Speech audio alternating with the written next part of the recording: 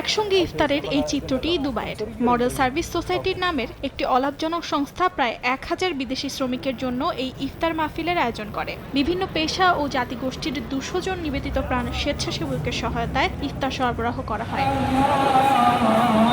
সংস্থাটির ওয়েবসাইটের তথ্য মতে এবছর দুবাইয়ের ৯টি স্থানে প্রতিদিন ১৪,০০০ মানুষকে ইফতার পরিবেশন করার লক্ষ্য নেওয়া হয়েছে। দালান কোঠা ভবন নির্মাণে যারা অবদান রেখেছে তাদের ইফতার করানোর সুযোগ পেয়ে আনন্দ প্রকাশ করছেন স্বেচ্ছাসেবী দলের সদস্যরা। সামাজিক দায়বদ্ধতা থেকেও এই ইফতার মাহফিলে অংশগ্রহণ করেন অনেকে।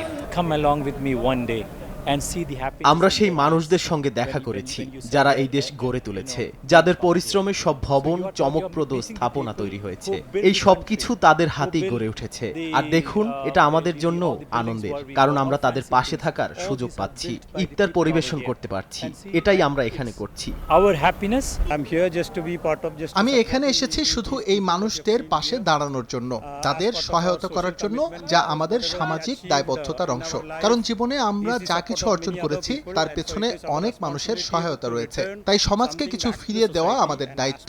এই লক্ষ্যেই আমরা সবাই এখানে একসঙ্গে রয়েছে, আমাদের কমিউনিটির সদস্যদের সেবা করতে। মডেল সার্ভিস সোসাইটি জানায় গত বছর তারা প্রায় ৪ লাখ ইফতার বিতরণ করেছিল। এবছর প্রায় ৫ লাখ মানুষকে ইফতার করানোর লক্ষ্য অর্জন করতে চায় সংস্থাটি। অর্জিতা শাহজিন, সময় সংবাদ।